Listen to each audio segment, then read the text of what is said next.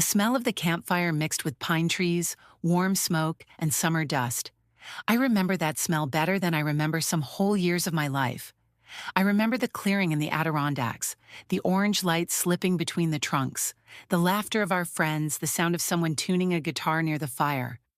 I remember pulling my backpack off my shoulders and pretending I was not exhausted after the long hike from the bus stop. And I remember the moment I saw him. Tall, sun-browned, broad-shouldered, with wheat blonde hair that curled slightly at the back of his neck and blue eyes that seemed to hold both laughter and danger. He smiled at me, and for one breathless second, I forgot every sensible thing I knew about loyalty, friendship, and promises made when we were girls. My life split in two right there. Before Daniel and after. There were 10 of us on that camping trip. Most of us were students from the university in Albany. My best friend Emma had talked me into going, the way she talked me into nearly everything. I was not an outdoorsy person. I liked hot showers, clean sheets, and knowing exactly where the nearest bathroom was. But Emma wanted 3 days in the woods, and saying no to Emma had always been almost impossible. We had been friends since kindergarten, not the kind of friends who meet for coffee twice a year and say they should call more often. Real friends, sister friends, the kind who know what your mother sounds like when she is angry, who remember your childhood bedroom, who have seen you sick, jealous, ugly crying, and still choose you. Emma was small, dark-haired, quick to laugh, and so bright that people naturally turned toward her. She could make a boring room feel like a party just by walking in. I was quieter, more careful. I watched first, spoke later, and usually regretted both.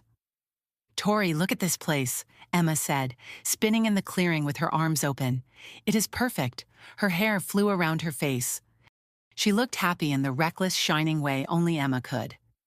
"It is beautiful," I admitted, dropping my backpack onto the ground. My shoulders ached, my feet were blistered. But Emma was happy, and that made the whole thing worth it. "Hey, someone help with the tents," called Greg, one of our classmates, who always acted like he had been elected leader even when nobody had voted. I knelt to fight with a tent stake that would not go into the hard ground. Then a voice behind me said, "Let me." I looked up. That was Daniel Hayes. At the time, he was 27, a graduate student in environmental engineering and a friend of a friend. I knew none of that yet. I only knew that he was standing above me with a half smile, looking as if he belonged in the forest more than the trees did.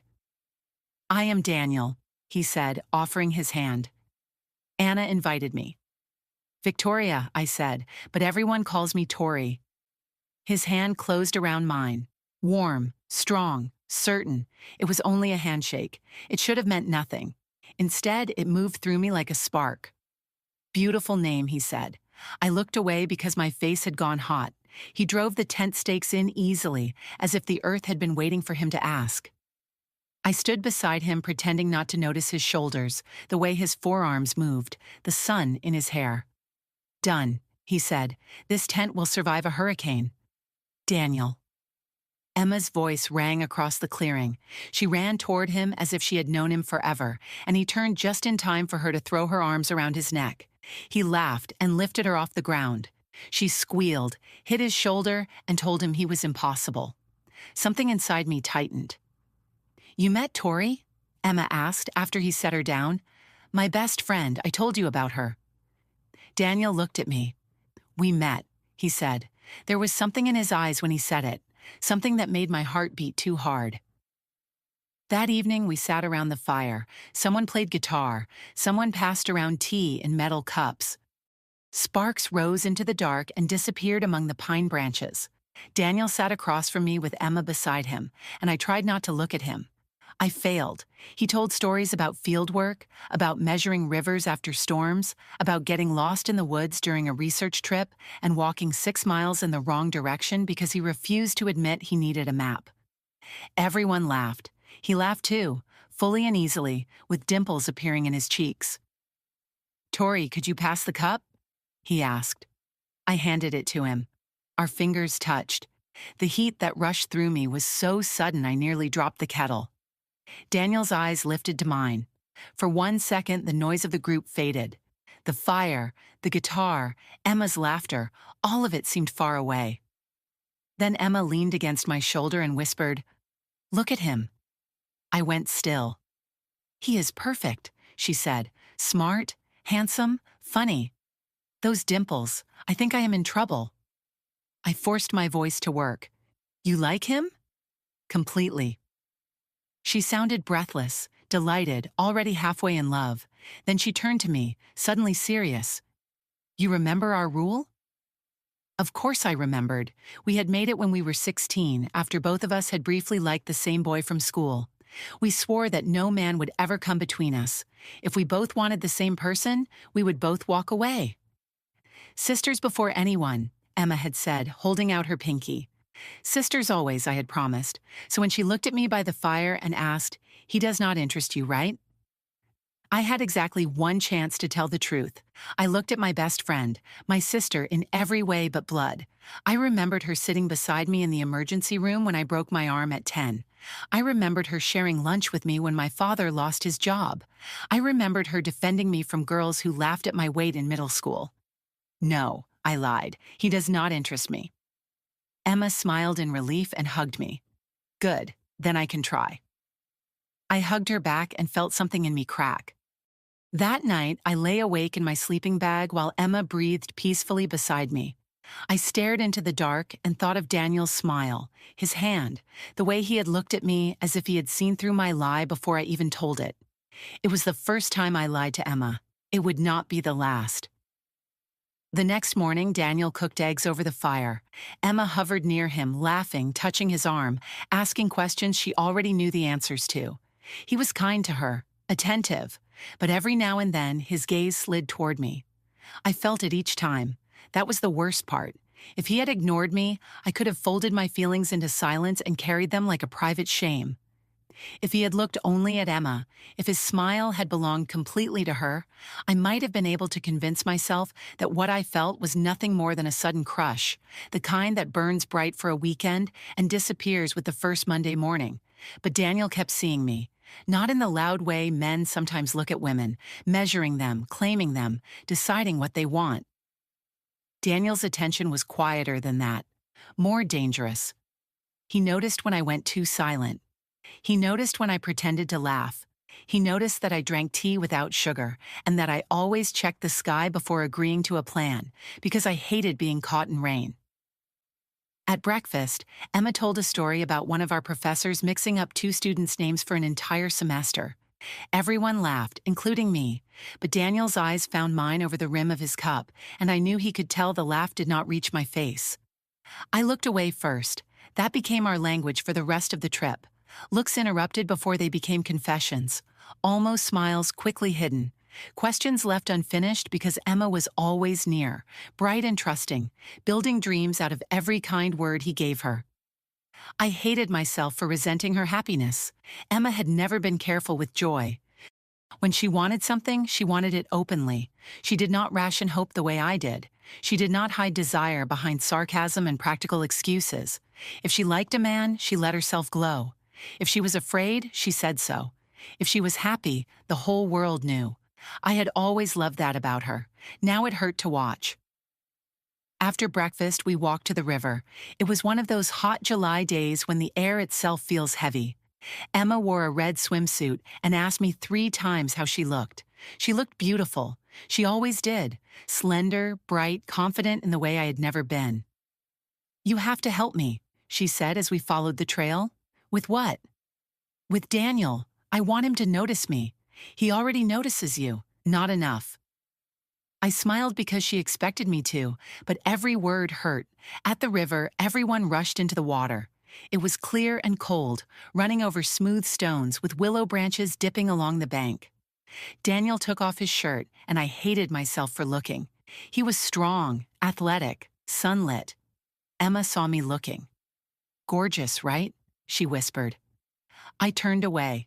Emma was not a strong swimmer. She knew it. We all knew it. So when she suddenly moved away from the shallows and swam toward the deeper part of the river, I felt alarm rise in me. "Emma," I called, "come back. It gets deep there." She looked over her shoulder and smiled. "I am fine." Daniel was watching from near the bank. Then Emma began to struggle. At least, that was how it looked. Her head dipped. She came up coughing. She shouted for help. Daniel moved before anyone else. He cut through the water with powerful strokes, reached her, and pulled her toward shore. She clung to him, gasping, her arms wrapped around his neck. I ran to them with the others. "Are you okay?" Daniel asked, genuinely frightened. "My leg cramped," Emma whispered, pressing her face against his chest. I was so scared. I looked at her. For one tiny second, her eyes met mine. There was fear there, yes, but also triumph. She had done it on purpose. Later, when I confronted her quietly, she laughed it off. "Do not look at me like that. I knew he would save me." "You could have actually drowned, but I did not." "Emma." "What?" She tilted her head. "It worked, did it not?" "It did." After that, Daniel paid more attention to her. How could he not? She had turned him into her rescuer. The story became part of the trip. Emma, the river, Daniel pulling her from the water. Everyone teased them gently. Emma glowed. I stepped back. That evening, Emma sat so close to Daniel at the fire that their shoulders touched. She wore his flannel shirt over her swimsuit because she said she was still chilled from the river. He had given it to her without hesitation. I watched the sleeves fall over her hands. It was absurd that a shirt could hurt me. Greg started telling ghost stories after dark. The fire had burned low, and every crackle made Emma jump theatrically closer to Daniel. He laughed and told her there were no ghosts in the Adirondacks, only raccoons and badly prepared students. She smacked his arm and accused him of ruining the mood. Then someone asked me to tell a story.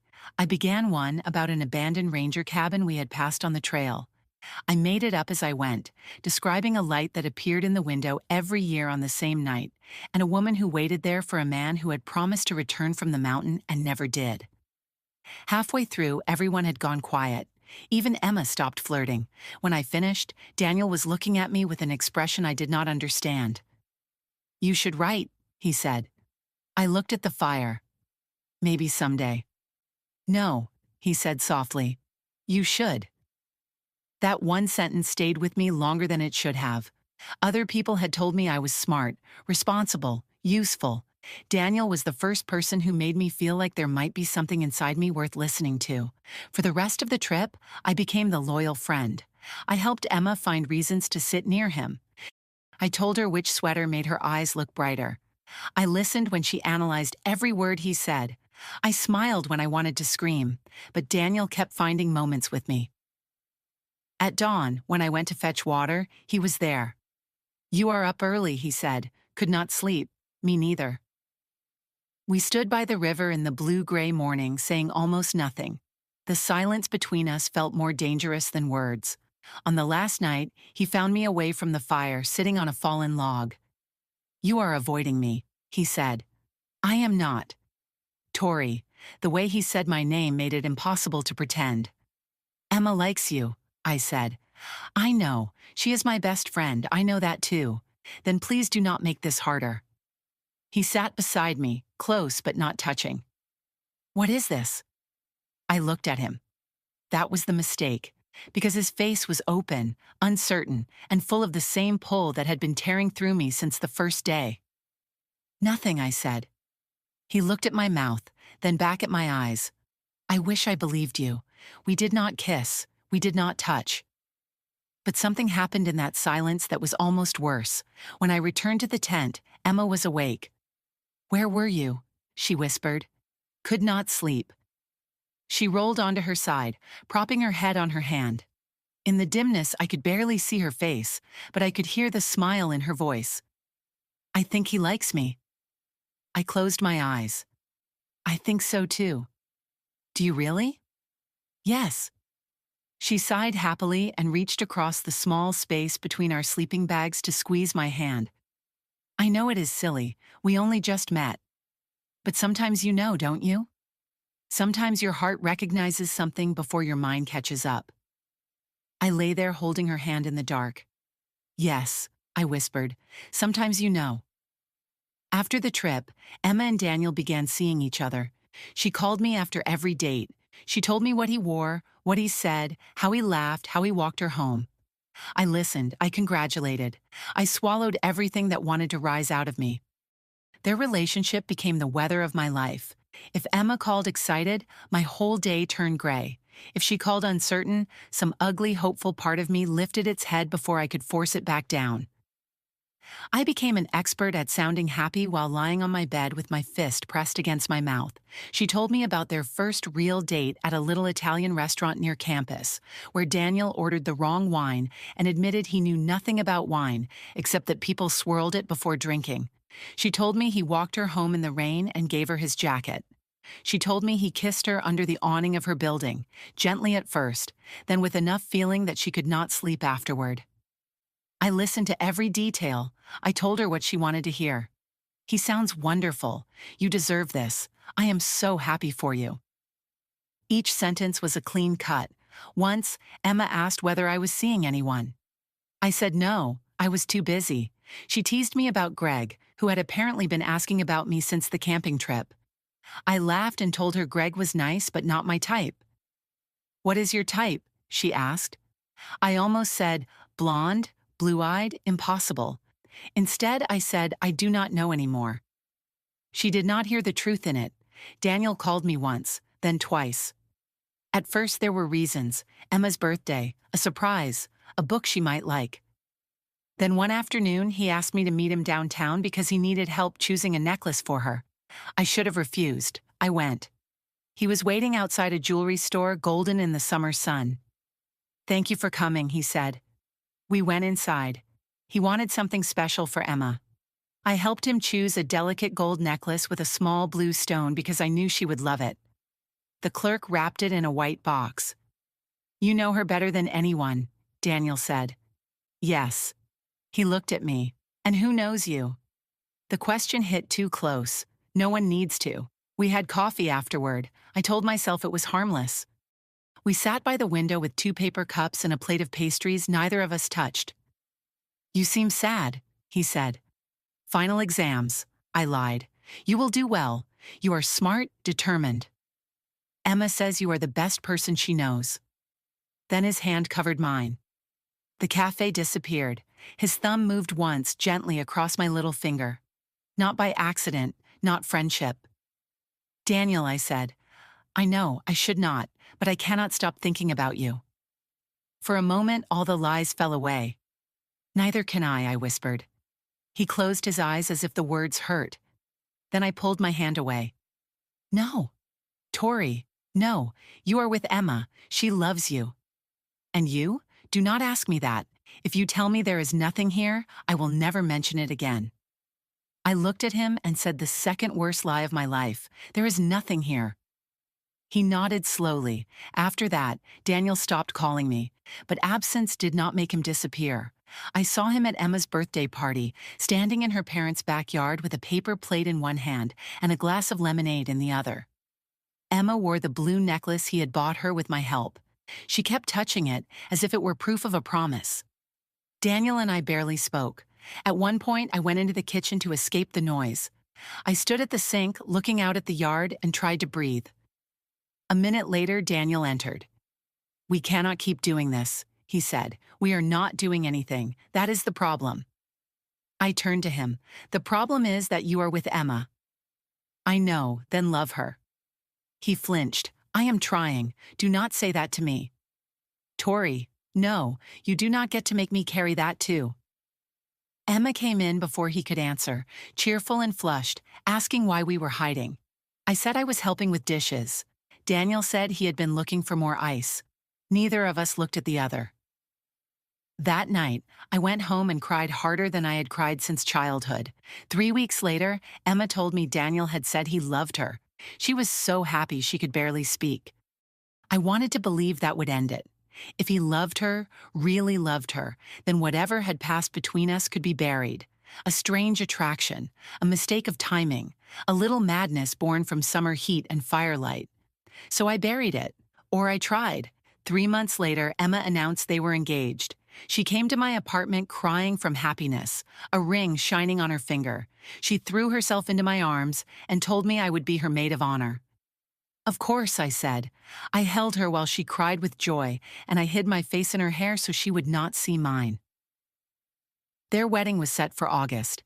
Emma planned it with the complete, sparkling devotion she gave to everything she loved.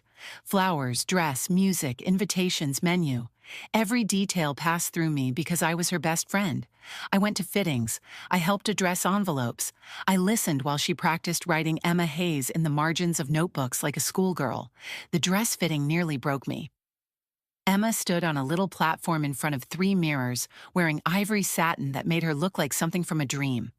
The seamstress pinned the hem, while Emma turned left and right, asking whether the neckline was too simple. "It is perfect," I said. "You always say that, because it is always true." She smiled at my reflection in the mirror. "I wish you could feel what I feel." I swallowed. "What do you feel? Like everything finally makes sense. Like all the silly crushes and bad dates and lonely nights were just roads leading here." She touched the bodice of the dress. "I know Daniel is not dramatic. He is not the kind of man who writes poems or makes speeches. But when he looks at me, I feel safe. I feel chosen." I looked at her in the mirror and hated the part of myself that wondered whether she had mistaken kindness for choosing. Then she turned and grabbed my hand. "Promise me something, anything. Promise you will not disappear after I get married." Some girls forget their friends when they marry, but I am afraid of the opposite. I am afraid you will think I do not need you anymore. "I promise," I said. Another lie. Daniel and I behaved perfectly, too perfectly. At the wedding, Emma looked radiant. I stood beside her in a pale green dress and watched Daniel watch his bride. He was gentle with her, tender. I saw that he cared for her, maybe even loved her in the way a man can love someone who offers light when his heart is turned elsewhere. When he said his vows, his voice was steady. When Emma said hers, she cried. I held her bouquet during the ring exchange, white roses and small blue flowers, the exact colors she had chosen because she said Daniel's eyes were the blue and my favorite flowers were white. She had laughed when she told me that, completely unaware that the combination felt like a private punishment.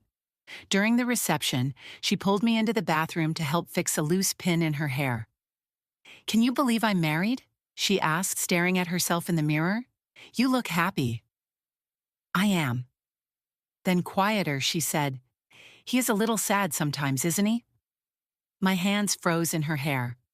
"What do you mean?" "I do not know. Like there is a room inside him I cannot enter. Maybe everyone has one. Maybe marriage means waiting outside until the door opens." She turned to me. "Do you think he loves me?" There are moments in life when truth stands in front of you and asks whether you are brave enough to destroy everything. I was not brave. "Yes," I said, "he loves you." Emma smiled, relieved, and hugged me carefully so she would not crush the dress. "Good. If you say it, I believe it." I closed my eyes over her shoulder. That faith was heavier than any accusation could have been. At the reception, Daniel asked me to dance. "We should not," I said. "You are the maid of honor, and you are the groom." He smiled sadly. "One dance, Tori." I let him take my hand. For 3 minutes, we moved under warm lights while Emma laughed across the room with guests. Daniel's hand rested respectfully at my back. Mine lay on his shoulder. It was the most innocent thing in the world, and the most unbearable. "You should be happy," I whispered. "I am trying." The words broke something in me. I left the reception early. Emma thought I had a headache. Daniel watched me go, but he did not follow. I walked out into the warm August night, carrying my shoes in one hand, and sat on the curb behind the hall where no one could see me. Music thudded faintly through the walls. People cheered. Someone called for the bride and groom to cut the cake. I pressed both hands against my chest because I had the absurd fear that my heart might actually make a sound. That was the night I decided I had to leave. 2 months later, I left. I told everyone I had received a job opportunity in Boston. It was true, technically. A small environmental magazine needed an assistant editor. The pay was terrible. The apartment I found was smaller than some closets, and I knew almost no one there. But Boston was far from Emma, far from Daniel, far from the life I might destroy if I stayed. Boston did not welcome me. It tolerated me. My apartment was on the fourth floor of a narrow brick building with radiators that clanged at night and windows that rattled in the wind. The first month, I ate mostly soup, toast, and whatever fruit was bruised enough to be cheap. The magazine office was small, understaffed, and always smelled of coffee that had been sitting too long on the burner. I loved it anyway. Work gave me something to do with my mind. I edited short pieces about local conservation groups. I called scientists who sounded surprised anyone wanted to quote them accurately. I took buses to marshes and industrial sites and wrote about water quality, shoreline erosion, and the quiet damage people do when they believe no one is watching. At night, I came home exhausted and lonely. Emma called often at first. I answered every time for 2 weeks. Then I began letting the phone ring. I told myself I was protecting her. I told myself a clean distance would hurt less than a friendship full of hidden knives. But sometimes I listened to her messages. Tori, call me when you can. I found the funniest mug today. Tori, Daniel says I overwater the plants. He is wrong. They are dramatic. Tori, I miss you. That last one I saved for months and played when I was most determined not to call back. I do not know why. Maybe because guilt, like love, looks for proof it exists. Emma cried at the station. Call me every day, she said. I promised. I did not keep that promise. At first I answered sometimes, then less, then almost never. I told myself distance was kindness. If I removed myself, Emma and Daniel could build a real marriage without my shadow crossing their table. Years passed. I became good at work. I wrote about polluted rivers, disappearing wetlands, coastal storms, forests being cut into pieces by developers. I learned to live alone in a city where no one knew the shape of my old guilt. I dated men occasionally, kind men, interesting men. No one was Daniel. One man, a photographer named Paul, lasted almost 6 months. He was gentle and funny and never once made me feel small. He brought me coffee during late nights at the office and taught me how to develop film in a dark room. I wanted to love him. I tried so hard that for a while I convinced myself trying was the same thing. Then one evening he kissed the inside of my wrist, and instead of feeling warmth, I thought of Daniel's thumb brushing my little finger in the cafe years before. Paul knew. There is someone else, he said. No. But my answer was too quick. Someone you lost? Someone I never had. He let me go kindly. That almost made it worse. 3 years after the wedding, my mother called to say my grandmother had been admitted to the hospital. I went home for the first time in a long while. I saw Emma in the hospital corridor. She looked older and thinner, but her smile was the same. She froze when she saw me. Then she ran to me and hugged me so tightly I could hardly breathe. "Where have you been?" she whispered. "I thought you were angry with me." "No," I said, "never." "Then why did you disappear?" "Because I was a coward." I did not say it aloud. I only said I needed to go. She told me Daniel still asked about me sometimes. The sound of his name hurt like touching a bruise. "Are you happy?" I asked. She hesitated for only a fraction of a second. "We are happy," she said. I nodded. I am glad. 2 days later, I returned to Boston. The phone call came in the middle of the night. My mother was crying before she said my name. "Tori, are you sitting down?" "What happened?" "It is Emma." The world seemed to tilt. "There was an accident," my mother said. "She was driving outside town, a truck. They could not save her." I do not remember hanging up. I remember being on the floor, unable to breathe, my hands pressed to my mouth because the sound coming out of me did not seem human. Emma was dead. My Emma, my sister, the girl who had held my hand in kindergarten, who had shared secrets under blankets, who had laughed too loudly in libraries, who had loved Daniel, who had married him, who had waited for calls I stopped making. And I had never asked her forgiveness. I traveled through the night by bus because there were no flights I could afford. The road unrolled in darkness. Every passing headlight felt like a question. Was it my fault? Had my leaving made her unhappy? Had she known? At the funeral, Daniel looked like a man carved out of grief. His face was gray. His eyes were empty. When he saw me near the cemetery gate, something moved through him, but he did not come to me. He stood beside Emma's parents and received condolences like blows. I stood in the back. I had no right to stand anywhere else. The church was full. I had expected that, and still it shocked me. Emma had collected people the way other people collected postcards. Former teachers, neighbors, women from her office, cousins I had not seen since we were children, friends from college who looked older and frightened, as if Emma's death had reminded all of us that youth was not a promise, only a season. Her mother sobbed into a handkerchief. Her father sat stiffly beside her, one hand on the casket, his face rigid with the terrible discipline of a man trying not to fall apart in public. I sat near the last pew. No one asked me to move closer. Maybe no one knew what I had been to Emma anymore. Maybe I had done such a good job disappearing that even grief could not find my old place beside her. The pastor spoke about kindness, laughter, generosity. He said Emma had lived with an open heart. He said she had made people feel seen. I almost laughed then, a small broken sound I had to swallow, because she had seen. She had seen me when I was a shy child hiding behind my mother's skirt. She had seen me when I pretended I did not care that other girls whispered. She had seen every weakness in me and loved me anyway. But had she seen this too? Had she seen the way I looked at her husband? Had she known all those years that every time she said Daniel's name to me, I had to hold myself still, like a person hiding a wound? During the service, Daniel stood to speak. For a moment, I thought he would not be able to. He gripped the edge of the lectern so hard his knuckles turned white. His eyes moved over the room, past faces full of sorrow, and then they found mine. Only for a second. Then he looked down at the paper in his hand. Emma believed in joy, he said. Even when life was ordinary, she treated it like a celebration waiting to happen.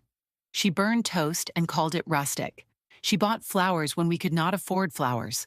She kept every birthday card anyone ever gave her. She loved people with both hands. His voice broke. I loved being loved by her. Those words struck me harder than anything else he could have said, because I knew they were true. Whatever Daniel had felt for me, whatever had lived between us in silence, Emma had not been nothing to him. She had not been an obstacle, not a mistake, not a woman he simply settled for while wanting another. He had loved being loved by her. That truth made my guilt more complicated and somehow more painful. After the service, people gathered in the church hall with coffee, sandwiches, and the strange low murmur that follows a burial. Everyone speaks softly, as if death might be sleeping nearby and wake if disturbed. I stood near the wall holding a paper cup I did not drink from. Emma's aunt recognized me and touched my arm. "Victoria," she said, "you came." "Of course." She looked at me with tired eyes. "Emma talked about you often. Even after you moved, she always said you were busy, but I think she missed you more than she admitted." I could not answer. The woman squeezed my arm and walked away. Across the room, Daniel was surrounded by people. Someone touched his shoulder. Someone else handed him a plate. He nodded and thanked them, but his gaze kept drifting toward the door, as if part of him had already left the building and gone wherever Emma had gone. At one point, his mother looked at me. She knew me only a little, a quiet bridesmaid, Emma's best friend who had moved away, but grief sharpens people. Her eyes moved from me to Daniel and back again, and I felt as if she had read an entire story written on my face. She did not come over. I was grateful. After the burial, I went to the grave alone. The flowers were still fresh, white roses, lilies, wildflowers. Emma smiled from the photograph on the stone, young forever. I knelt in the wet grass. "I am sorry," I whispered. "I am so sorry." Wind moved through the trees. I stayed until the cemetery workers began stacking folding chairs in the distance. The ground was soft beneath my knees.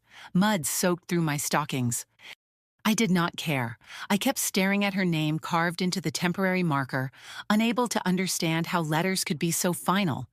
Emma Hayes, beloved daughter, wife, and friend. The word nearly destroyed me. I had been her friend, and I had failed at the simplest part of friendship.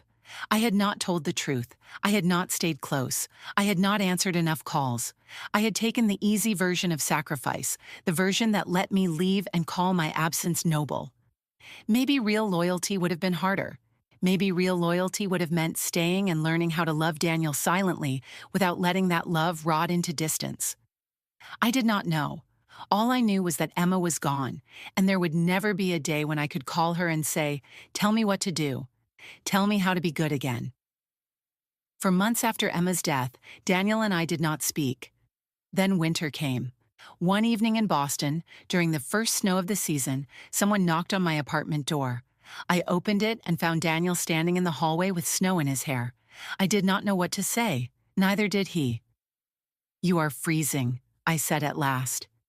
He gave a small, broken smile. That was not the greeting I imagined. "Come in." My apartment was small, full of books, notebooks, and mugs I never remembered to wash on time. Daniel stood in the middle of it, as if he had crossed an ocean to reach me. I made tea. We sat on opposite ends of the couch and talked about safe things first. Work, Boston, the weather, anything but Emma, anything but the years between us. He looked thinner than I remembered. His coat hung loose on his shoulders. There were shadows beneath his eyes and a streak of gray near his temple that had not been there before. Grief had aged him in a way time alone never could have. I wanted to touch his face. I wanted to ask whether he was eating, whether he slept, whether mornings were worse than nights. I wanted to ask whether he still reached for her in bed before remembering she was gone. Instead, I asked if he wanted more tea. He said no. The silence that followed was not empty. It was crowded with everything we were not saying. He looked around my apartment at the stacks of magazines, the notes pinned above my desk, the cheap curtains I had sewn badly myself because I could not afford new ones. "You really made a life here," he said. "I tried. Are you happy?" The question felt unfair because it was simple. "Sometimes," I said. He nodded as if that was more than he could claim. I asked about the house he had shared with Emma. He looked toward the window. "Too quiet," he said. I used to think she made noise because she could not help herself. The radio in the kitchen, singing in the shower, calling from one room to another. Now I think she was holding the place together with sound. Without her, every room feels like it is waiting. I pictured it too clearly. Emma's mug by the sink, her scarf on a chair, a book left open because she had expected to return to it. "I am sorry," I said. Daniel gave a small, bitter breath. "Everyone says that. I know they mean it. But after a while, sorry becomes a wall. People say it, then they step away because they do not know what else to do. What should they do?" He looked at me. "Stay." The word entered me like a judgment. Because I had not stayed. Finally he said, "Do you know why I came?" I shook my head, though part of me knew. "You are the only person I do not have to pretend with. Everyone else needs me to be strong. Emma's parents, my mother, our friends. With you I can just be as broken as I am." His honesty undid me. "I am broken too," I said. He reached out and touched my cheek. Barely. A touch so light it might have been imagined. I closed my eyes. For 3 days, Daniel stayed in Boston. We walked through snowy streets. We drank coffee in small cafes. We spoke of Emma constantly, but not only of her death. He told me how she used to burn pancakes and blame the stove. How she filled their apartment with plants and forgot to water half of them. How she laughed at his serious face during arguments until he could not stay angry. He told me about the first year of their marriage. How awkward they had been at first. 2 people trying to prove they had made the right choice. Emma wanted everything bright, immediate, spoken aloud. Daniel needed quiet to understand himself. They fought about foolish things, dishes, money, whether he worked too late, whether she invited too many people over without warning him. "She used to accuse me of living in my head," he said. "She was right, usually." He almost smiled. Then his face changed. "She asked about you more than I did." I stopped walking. Snow gathered on the shoulders of his coat. "What did she ask? If I thought you were happy, if Boston suited you, if you had met someone, if you were angry with her." My throat tightened. "What did you say?" I said I did not know, and sometimes I said I thought you were protecting yourself. "From what?" He looked at me for a long time. "From us." I turned away, watching cars pass slowly through the snow. Daniel. She knew more than we thought, he said. At the time, I did not understand what he meant. Not fully, but the way he said it made dread move through me. That night, he helped me cook dinner in my tiny kitchen. We made soup from whatever I had left: potatoes, carrots, onion, a little chicken, too much pepper. He chopped vegetables while I stood at the stove. For a few dangerous minutes, it felt domestic, ordinary, like a life that had been waiting behind a door we had never opened. Then I imagined Emma standing in the doorway with her hands on her hips, laughing at us for making such a mess. I had to grip the counter until the feeling passed. Daniel saw. She would have made fun of this soup, he said gently. Yes, then she would have eaten 2 bowls. I laughed. It came out broken, but it was still laughter. Daniel looked at me as if that small sound had saved him from drowning. She loved you, he said. I know. The guilt in my voice made him look at me. Tori, I abandoned her. You left because of me. I looked away. On his last night, we sat in my apartment with a bottle of wine open between us. Snow fell outside in slow, silent sheets. I found her diary, Daniel said. My hands went cold. Emma kept diaries from the time she was a teenager. I found them while going through her things. There was an entry from a week before the accident. He took a folded page from his coat pocket. I copied it for you. I did not want to take it, but I did. Emma's handwriting curved across the page, familiar enough to hurt. I always knew Tori loved Daniel. I saw it the first weekend in the woods. I saw the way she looked at him and the way he looked at her when he thought no one noticed. I wanted him so badly that I pretended not to understand. When he chose me, I held on because I was selfish and happy and afraid. Tori left because of me. She gave up her heart so I could have mine. If anything ever happens to me, I want them to know they have my blessing. They both deserve to be loved completely. Maybe I was only meant to borrow Daniel for a while. Maybe Tori was always the one who could keep him. The letters blurred. She knew. Daniel was crying. She knew, he said. She forgave us before we even did anything wrong. I read the page again, then again. Every sentence seemed to change shape in my hands. Emma had known. Emma had watched. Emma had chosen not to say anything. The thought did not comfort me at first. It horrified me. How lonely had she been inside that knowledge? Had she lain awake beside Daniel, wondering whether his silence was filled with my name? Had she smiled at me on the phone while measuring every pause? Had she asked me to visit because she missed me, or because she wanted to see whether the truth was still alive between us? I pressed the paper against my chest. Why did she never tell me? I whispered. Daniel wiped his face with the heel of his hand. Maybe she was afraid. Of what? Of losing both of us. The answer hurt because it sounded true. For years, I had imagined myself as the one who sacrificed. The noble one, the silent one, the friend who stepped aside. But Emma had sacrificed too. She had lived beside a man whose heart was divided and loved him anyway. She had kept my secret from me.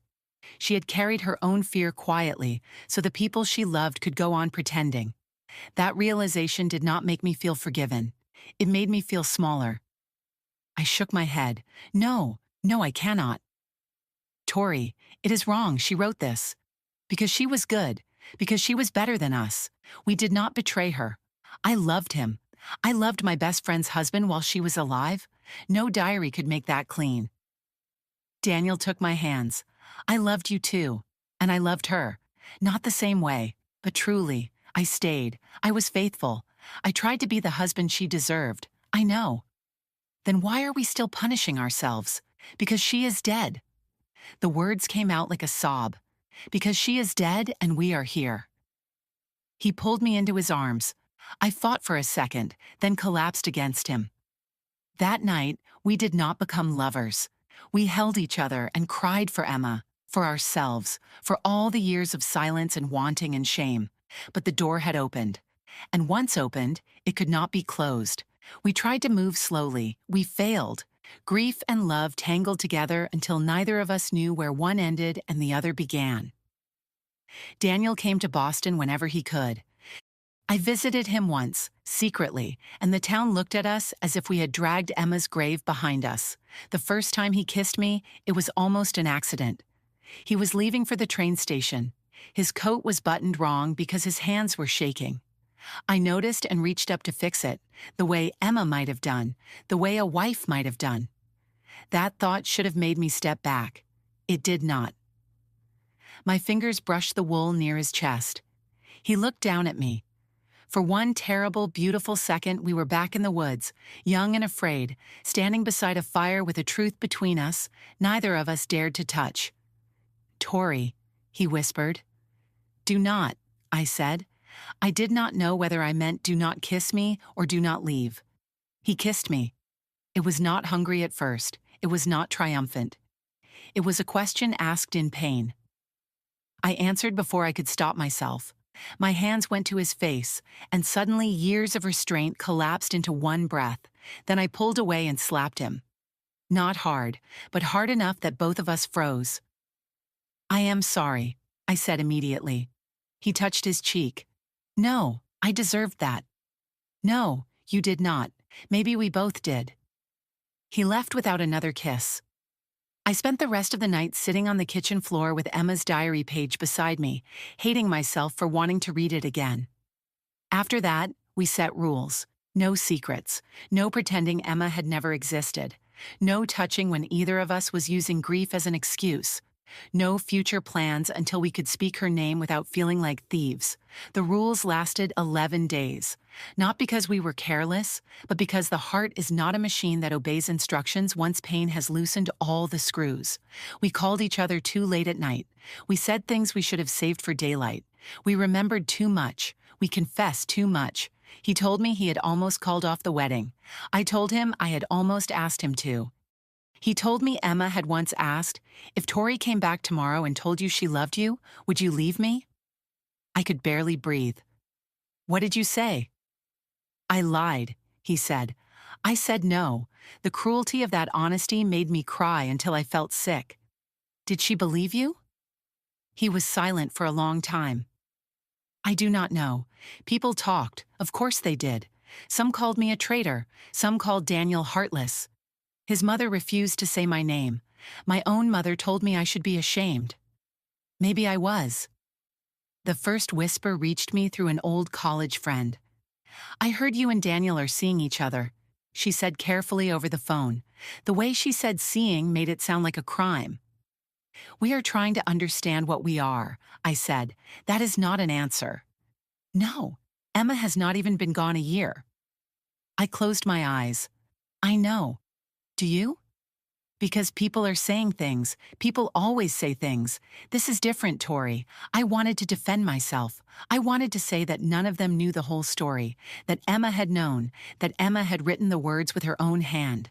But using her diary as proof felt like dragging her from the grave to testify for us. So I said nothing. Silence sounded like guilt. Maybe it was. Daniel's mother was worse. She called him one Sunday afternoon while he was at my apartment. I heard her voice through the receiver, sharp with grief. "You are dishonoring your wife," she said. Daniel looked at the wall. "Mother, please, do not please me. You buried Emma less than a year ago, and now you are running to the woman she cried over?" I turned cold. Daniel's eyes moved to mine. "What do you mean?" "She cried over Victoria. Do you think I did not know? She would come to my kitchen and pretend she was fine, but she missed that girl. She missed her, and now you are rewarding the one who left." I walked into the bathroom and shut the door before I heard more. On the other side, Daniel's voice broke for the first time in anger. "You do not know what Emma wanted. I know what a decent man does." The call ended with a click that seemed to echo through the whole apartment. Daniel found me sitting on the edge of the bathtub. "Maybe she is right," I said. He knelt in front of me. "She is grieving. That does not mean she is wrong." He had no answer. That was what frightened me most. Not judgment from people who knew nothing, but the possibility that even those who knew enough could still be right. For a while, shame nearly destroyed us. I stopped eating properly. Daniel grew quiet and thin. We loved each other, but every happiness came with a shadow. If he laughed, I wondered whether Emma had once heard that laugh and believed it belonged to her. If he touched me, I wondered whether she would hate me for wanting him. There were weeks when we broke up every few days, not dramatically, no shouting, no slammed doors, just quiet, exhausted conversations where one of us would say, "We cannot keep doing this," and the other would nod because fighting sounded too much like hope. Once Daniel drove to Boston and stayed only 20 minutes. He stood in my doorway with rain dripping from his coat and said, "I dreamed about her last night." "Emma?" He nodded. She was in the kitchen. She was making coffee. She looked at me and said, "You forgot me." I reached for him. He stepped back. "I cannot touch you today," he said. I understood. Another time, I packed every letter he had written me into a shoebox and decided to mail them back. I wrote a note that said, "We are hurting everyone, including the dead." I carried the box to the post office. Then I sat outside on a bench for almost an hour, unable to go in. A little girl passed with her mother, holding a bunch of white daisies. She dropped one without noticing. I picked it up and held it until the stem bent in my fingers. I brought the letters home. Love did not make us brave all at once. It made us tired first. Tired of lying. Tired of punishing ourselves for wanting to breathe. Tired of treating Emma's memory like a locked door instead of a light. In May, I told Daniel I needed to go home. "I will come with you," he said. "No, I need to see her alone." The cemetery was full of spring, apple blossoms, lilacs, birdsong, green leaves bright with new life. Emma's grave was covered in flowers. Her photograph smiled from the stone. I knelt before it. "Hi, Em." The nickname broke me. I cried until I had no strength left. I told her everything, that I had loved Daniel from the first day, that I had lied to her, that I had left because I thought absence would save her marriage, that I was sorry for every unanswered call, that I did not know how to accept the gift she had left in her diary without feeling like I was stealing from the dead. I pressed my forehead to the cold stone. "Tell me how to live with this," I whispered. "Tell me how to love him without betraying you." For a long time, there was only wind. I do not know how long I stayed there. Long enough for the sun to move behind a cloud. Long enough for an older man to pass 2 rows away, remove his hat at his wife's grave, and stand there without speaking. Long enough for my knees to ache and my throat to burn from all the words I had finally said too late. At first, I waited for a sign the way desperate people wait. A bird, a falling flower, some impossible whisper that would absolve me. Nothing happened. The cemetery remained only a cemetery. Grass, stone, names, dates, the clean, indifferent beauty of spring. And maybe that was the answer. Maybe the dead do not return to make life easier for the living. Maybe forgiveness is not a door someone else opens. Maybe it is a stone you carry until your hands grow strong enough not to drop it. I wiped my face and looked at Emma's photograph. "You would tell me I am being dramatic," I said. The thought came so clearly that I almost heard her laugh. Not cruelly. Emma was never cruel with my pain. But she had a way of pulling me back from the edge of my own seriousness. "Tori," she would have said, "you cannot spend the rest of your life kneeling in wet grass. Your knees are terrible." I laughed then. It was small and wet and ridiculous, but it was laughter. And that was when it happened. Then the wind stopped. Warmth settled over my shoulders. It was gentle, impossible, like a blanket placed around me by invisible hands. I did not hear Emma's voice with my ears. I felt it somewhere deeper. "I love you, sister. I always did.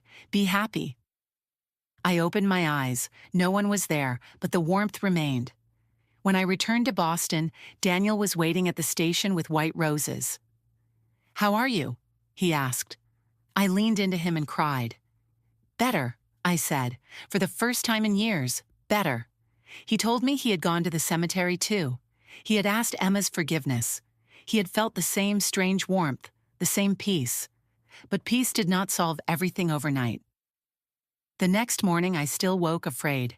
Daniel was asleep beside me on the couch because we had stayed up talking and had not made it to bed. His hand was open on the blanket between us. I watched him breathe and felt love rise in me so sharply it frightened me. Then guilt rose beside it, not as strong as before, but still there. I understood then that healing was not a single moment at a grave.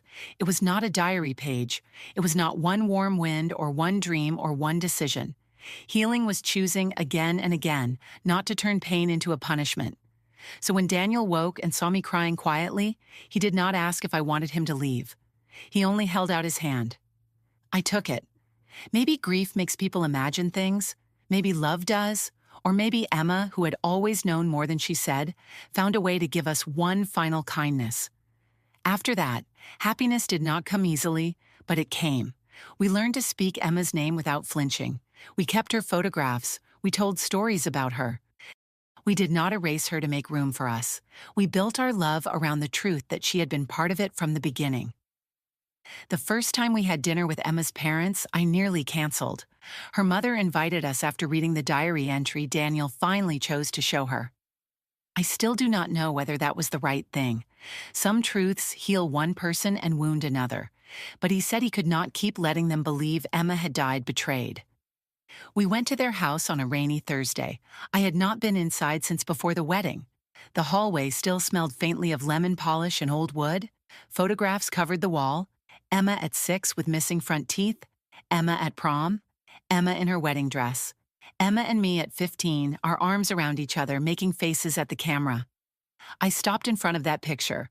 Her mother stood beside me. She loved that one, she said. I could not look at her. I am sorry. She was quiet for so long I thought she might ask me to leave. Then she said, I know. Dinner was painful and tender. No one knew what to do with their hands. Daniel barely ate. Emma's father asked about my work because practical questions were easier than emotional ones. Her mother watched us with eyes full of grief, not accusation exactly, but not acceptance either. After coffee, she took me into Emma's old room. Nothing had changed. The bedspread, the books, a sweater folded over the chair, a jewelry box on the dresser. It felt less like a room than a pause, as if Emma had stepped out and might return any minute demanding to know why we were all standing around looking tragic. Her mother opened the top drawer and took out a small envelope. She asked me to give you this if anything happened, she said. My hands shook. Inside was a photograph from the camping trip.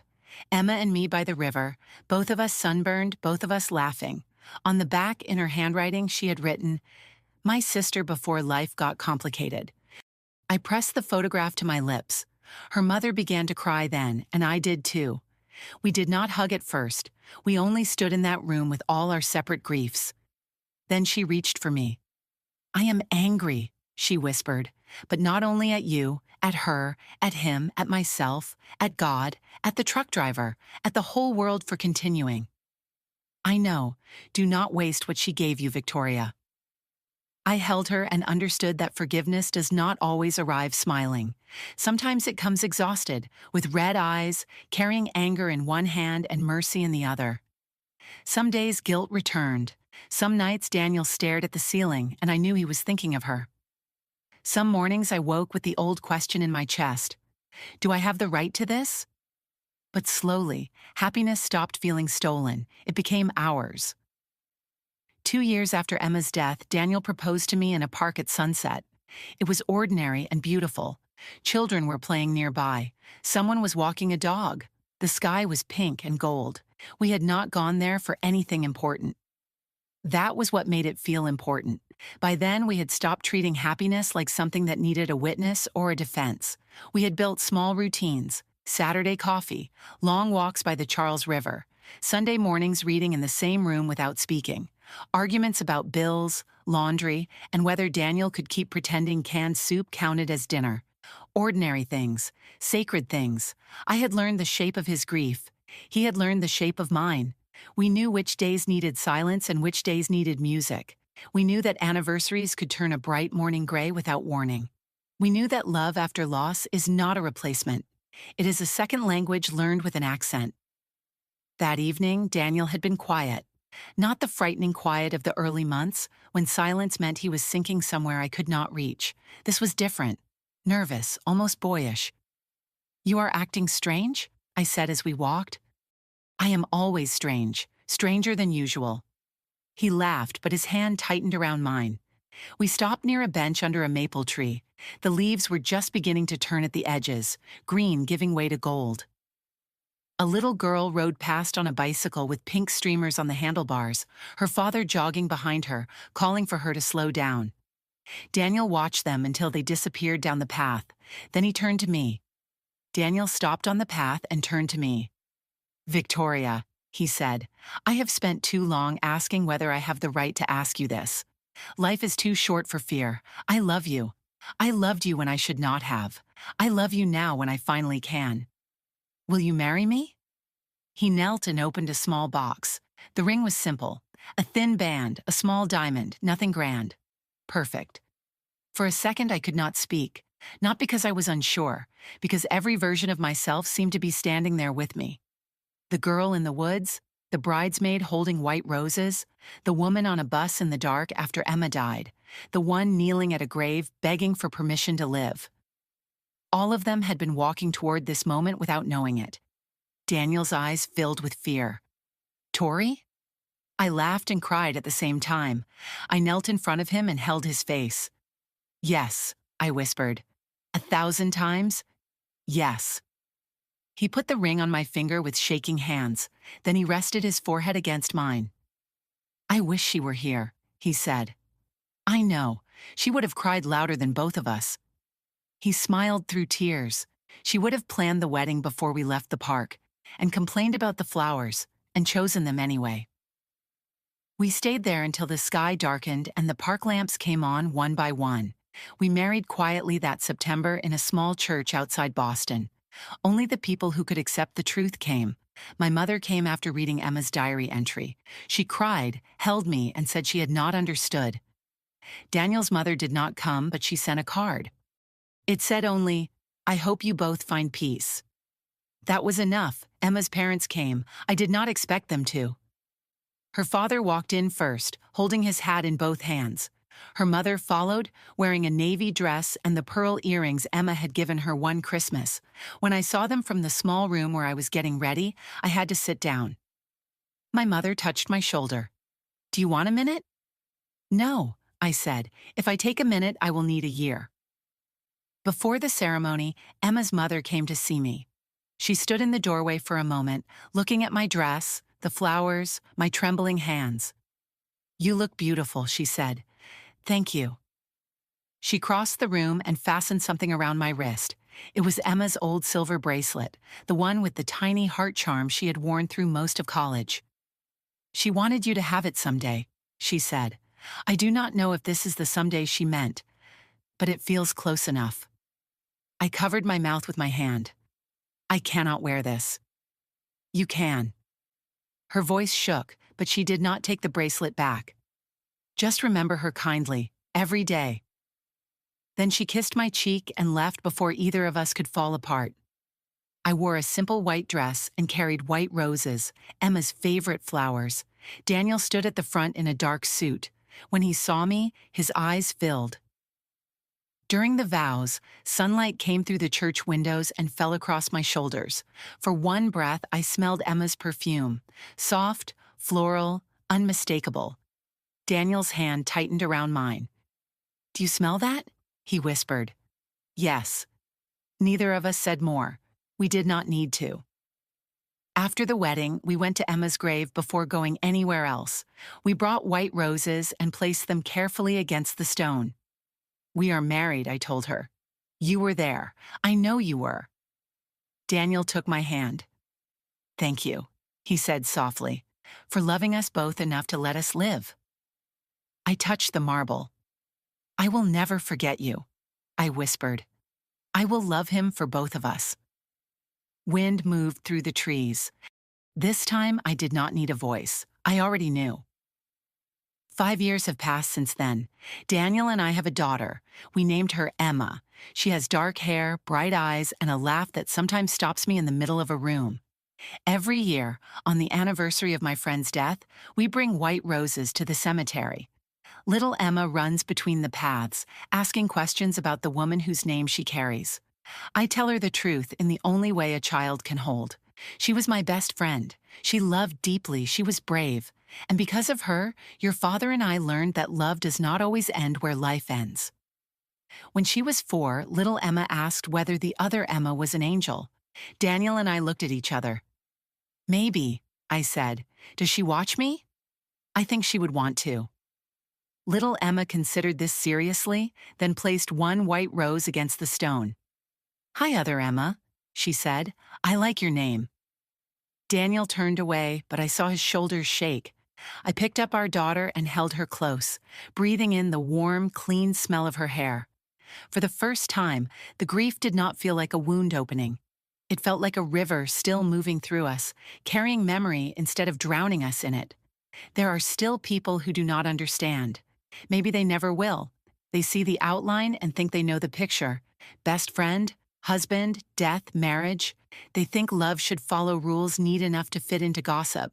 They do not know about the diary. They do not know about years of silence or white roses, or the terrible difference between taking what is not yours and receiving what someone left with love. I used to want everyone to understand. Now I do not need that. Some stories are too tender to defend to strangers. People eventually stop talking. Time does that. It softens scandal into memory. Those who once judged us now nod politely on the street. Some even say Emma would have wanted this. They are late to the truth, but I do not resent them for it. I know what it is to misunderstand love. I know what it is to mistake sacrifice for silence, guilt for loyalty, suffering for goodness. Emma taught me something different. Real love is not possession. It is not winning. It is not holding so tightly that no one can breathe. Real love wants the beloved to live, even when life continues beyond you. I am grateful for the road that brought me here, though I would never have chosen the pain. I am grateful for the forest clearing, the campfire, the first lie, the years away, the diary, the white roses, and the impossible warmth at a grave in spring. Most of all, I am grateful for Emma, my sister, my friend, the girl who knew the truth before any of us had the courage to speak it. She gave us permission to be happy, and I will spend the rest of my life honoring that gift.